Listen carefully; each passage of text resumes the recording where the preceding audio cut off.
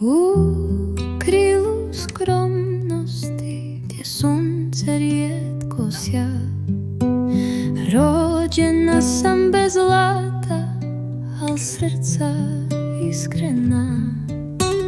Učili me poštenju, da dobro uvijek biram, da budem blaga i nježna, nikoga da ne diram. Naivno srce raslo u svijetu bez zlobe, vjerovalo u ljude, u osmijehe i snove. Al s godinama shvatih da svijet je grublji stroj, gdje dobrota se ne cijeni, već smatra kao slabost. Pokušaj živjet sama u tišini molitvi, ne miješat se u tuđe, što više bježati od zla, i gledati svoja posla, to više napada samo sjetila surovih do ludila.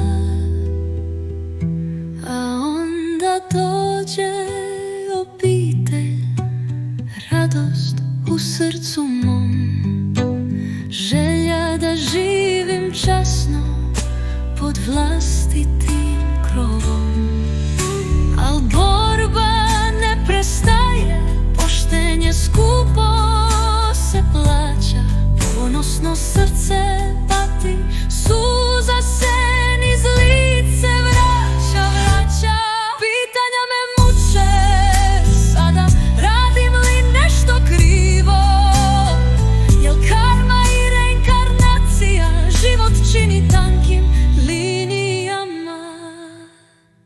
Kako da dijete odgoji u ovom svijetu zlom, da bude dobro, plemenito, a da ne slomi bol, da ne bude ranjivo, da ne padne na koljena, a da u srcu nosi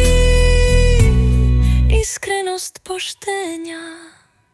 Teško je biti pošten u svijetu bez milosti, dobrota ovdje ne vrijedi, već rađa samo žalosti. Pitam se dokle ću moći, srcem čista i sveta, kroz trnje i nepravdu, pravednim putem do kraja života.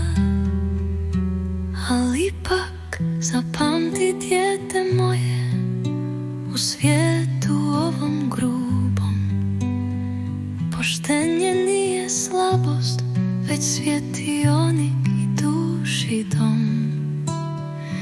I ako boli, vjeruj, znaj, dobrota ima snagu. Dobrota, vjeruj, ima snagu.